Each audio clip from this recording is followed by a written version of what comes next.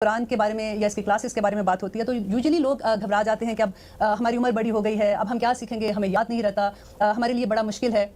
इस तरह के डिफरेंट क्वेश्चंस आपकी ज़िंदगी में भी आए होंगे और आपने सुने होंगे।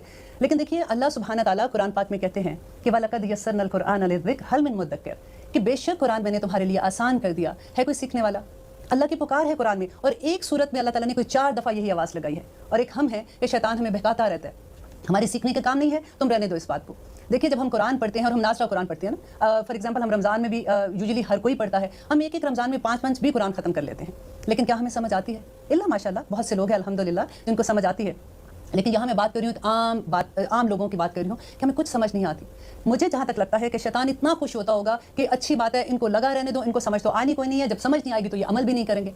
लेकिन आप बिलीव करें, द मोमेंट आप अंडरस्टैंड करने के लिए कुरान खोलते हैं ना, आप ये समझते हैं कि अब हमने कुरान को इल्म लेने के लिए खोला, हमने सीखना है कि इसमें अल्लाह सुब्हाना ताला ने क्या कहा है, तो फिर आपको इतना बिजी रखेगा, आज ये काम है, आज वो काम है, पहले ये कर लो, पहले वो कर लो। मैं आप लोगों को वार्न कर रही हूँ आज कि अगर आप वाकई कुरान का इल्म सीखना चाहते हैं ना, तो अभी से आउज़ु बिल्लाहि मिनश शैतानिर रजीम ये बहुत ज़्यादा पढ़ना शुरू करें और अपने आप को अल्लाह की पनाह में दे दें कि अल्लाह सुब्हाना ताला हम ये इल्म सीखना चाहते हैं।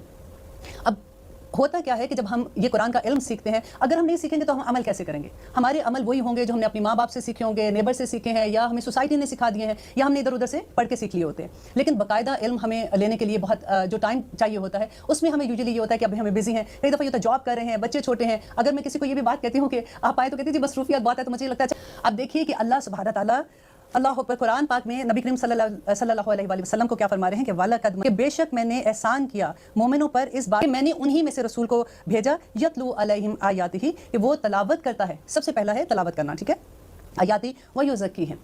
और सेकंड काम उसका क्या है? जब हमें कुरान की समझ आएगी तो हमारा तज़किया होगा, हमारा नफ्स पाक होगा, हमें पता चलेगा कि क्या चीज़ हमने करनी है, क्या नहीं करनी, अल्लाह सुब्हाना ताला किससे खुश होते हैं, हमारी ज़िंदगी का मकसद क्या है, हमें हर सवाल का जवाब वहाँ से मिल जाएगा। और तीसरी चीज़ कहते हैं अल्लाह सुब्हाना ताला वयुअल्लिमुहुमुल किताब, और उनको किताब की तालीम देते। कुरान का मकसद एक सबसे बड़ा यह है कि उनको कुरान की तालीम देते, वल हिकमा, और उनको हिकमत सिखाते। देखिए, तालीम के लिए नबी करीम सल्लल्लाहु अलैहि वसल्लम जब मदीना में आए थे तो सबसे पहले वहाँ पे हॉस्टल बना था, जहाँ पे जो इस किराम सीखते थे उनको हिसाब सफ़ा कहते हैं।